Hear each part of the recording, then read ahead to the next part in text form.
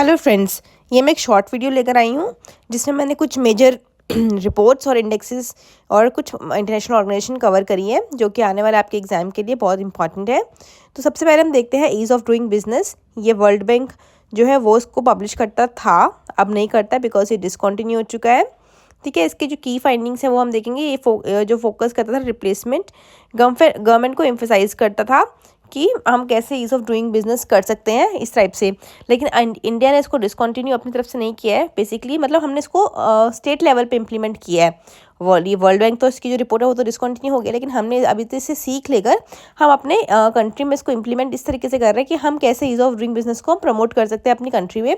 तो उसका पहला ही स्टेप मैंने आपको जिसमें लास्ट वीडियो में पढ़ाया था कि हमने बहुत सारे कुछ ऐसे माइनर एक्ट्स हैं जिसको हमने ऑफेंसेस हैं जिसको हमने डीक्रिमिनलाइज कर दिया, जिसका एक एग्जाम्पल है जन विश्वास एक्ट। ठीक है, और साथ ही साथ हम जो है अपने स्टेट्स की जो है रैंकिंग है उसको भी देखते रहते हैं इसमें। नाउ नेक्स्ट बात करते हैं सोशल ग्लोबल प्रोटेक्शन रिपोर्ट के बारे में। इस रिपोर्ट को कौन रिलीज़ करता है? आपका ILO करता है, international labour organisation.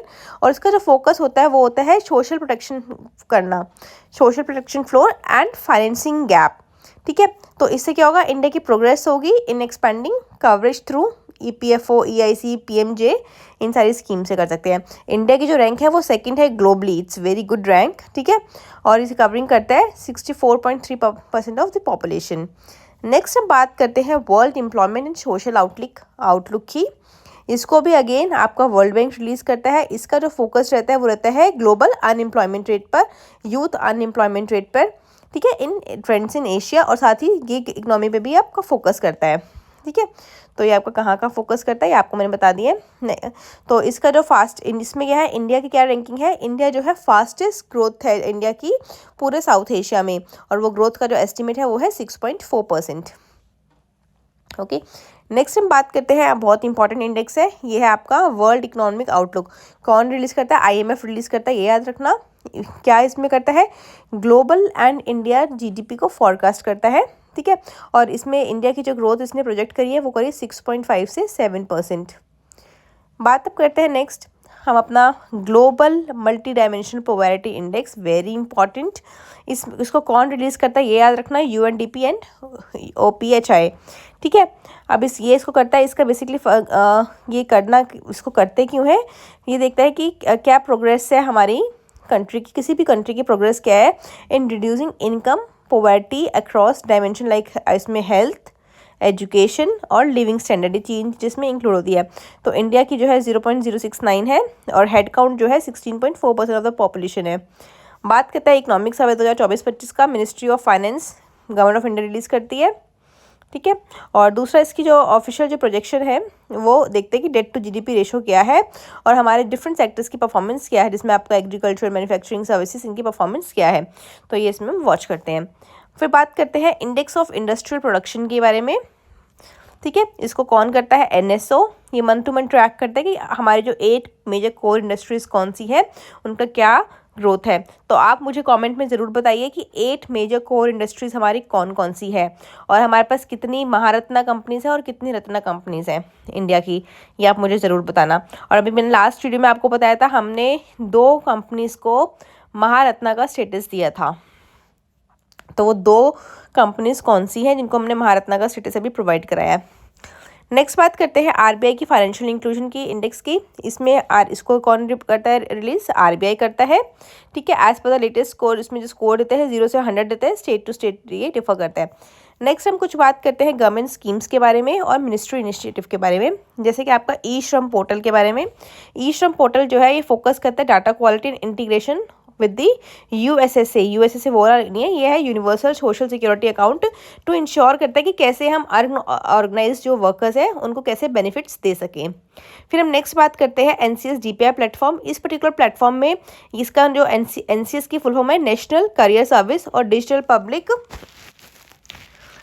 Public infrastructure. ठीक है, इसमें बेसिकली क्या है, मैसिव जॉब मैचिंग और स्किल डेवलपमेंट का काम होगा, जिसमें देखेंगे कि कौन से हम किसको क्या जो है जॉब्स वगैरह करा सकते हैं प्रोवाइड। तो इसको हम श्रम शक्ति नीति भी बोलते हैं। नेक्स्ट है PM विश्वकर्मा स्कीम में क्या होता है, इस पर्टिकुलर स्कीम में जो है इंक्रीज़ करते हैं बजट। इसमें क्या करा गया है, बजट एलोकेशन को इंक्रीज़ किया गया है और एक्सपैंड करा है पूरे के पूरे कवरेज को न्यू ट्रेड्स में, ताकि हम सपोर्ट कर सके स्किलिंग और फाइनेंशियल इंक्लूजन को। उसमें जैसे कि आपके ट्रेडिशनल आर्टिसंस है या फिर क्राफ्ट पीपल है, तो उन सबको हम इसमें कवर करेंगे। तो क्या नाम है, पीएम विश्वकर्मा स्कीम। क्या करना है, हमने जो है इसके लिए बजट को बढ़ाया है, और ताकि हम जो छोटे जो न्यू ट्रेड्स हैं उनमें हम स्किल्स को सपोर्ट कर सके और फाइनेंशियल इंक्लूजन ला सके, किसमें, आर्टिसंस और क्राफ्ट पीपल में। ठीक है, फिर हम बात करते हैं पीएलआई स्कीम। पीएलआई का मतलब है प्रोडक्शन लिंक इंसेंटिव। इसमें हम जो है फेज़ 2 में हाई एम्प्लॉयमेंट जनरेशन को और मैन्युफैक्चरिंग यूनिट को इन्हांस करेंगे। नेक्स्ट है नेशनल मॉनेटाइजेशन पाइपलाइन। इसमें क्या है, हम न्यू इंफ्रास्ट्रक्चर्स को डेवलप करेंगे, उसके लिए हम फंड लेकर आएंगे। न्यू इंफ्रास्ट्रक्चर में हम जिसमें हाईवे और रेलवे को डेवलपमेंट करेंगे। नेक्स्ट बात करते हैं इंटरनेशनल ऑर्गेनाइजेशन और ट्रेड पॉलिसी में। सबसे पहले G20 में ब्रिक्स की। इसमें G20 में जो ब्रिक्स है उसमें हम देखेंगे कि जो G20 ग्रुपिंग है, हमारी वर्किंग ग्रुप है, उसमें जो है और ग्रीन फाइनेंस और डिजिटल इकोनॉमी को प्रमोट कर रहे हैं। फिर OECD में क्या है, organisation for economic cooperation and development में ग्लोबल मिनिमम टैक्स, मैंने लास्ट वीडियो में बात किया था इसके बारे में। ग्लोबल मिनिमम टैक्स से इम्प्लीमेंटेशन से क्या होगा, इंडियन के जो MNCs काम कर रही है उस पर इसका बहुत इम्पैक्ट पड़ेगा। फिर हम बात करते हैं इंडिया की इफ्टा के बारे में। इफ्टा जो है इसकी फुल फॉर्म क्या है, EFTA and trade economic partnership agreement, TEPA. इसकी जो है रेटिफिकेशन और इनिशियल इम्प्लीमेंटेशन हो गई है, जिसका फोकस है मार्केट में मार्केट एक्सेस करना और विद गुड सर्विसेज को प्रोवाइड कराना। गवर्नमेंट एंड स्टैट्यूटरी बॉडी के बारे में पढ़ते हैं। FSDC के बारे में बात करते हैं। FSDC क्या है, एक financial stability and development council है, जिसका डिस्कशन मेनली क्या रहता है, क्रिप्टो करेंसी की रेगुलेशन को लेकर इंडिया में, कैसे हम उसको क्रिप्टो करेंसी को इंडिया में रेगुलेट कर सकते हैं और कैसे उसको जो है मैनेज कर सकते हैं और फाइनेंशियल स्टेबिलिटी को प्रमोट कर सकते हैं। नेक्स्ट बात करते हैं न्यू GDP सीरीज रिवैम्प। आपको पता है मॉस्पी इसको रिलीज करती है न्यू GDP सीरीज में। मॉस्पी है ministry of statistics and programme को हम मॉस्पी बोलते हैं। ठीक है, और साथ में इम्प्लीमेंटेशन। अब इसने क्या है, हमारा जो बेस ईयर था ना, बहुत टाइम से हमारा जो बेस ईयर चल रहा था वो 2011 और 12 चल रहा था। हम कोई भी रिपोर्ट हमें बनाना था, तो कोई भी डाटा हमें करना होता था, तो हम 2011 और 12 को एज ए रेफरेंस ईयर लेते थे और उससे हम करते थे। तो हमने इस बार क्या हुआ, हमारा जो डाटा जो बेस ईयर है वो चेंज हो गया। तो वो बेस ईयर चेंज होकर क्या हो गया है, 2022 और 23 हो गया है।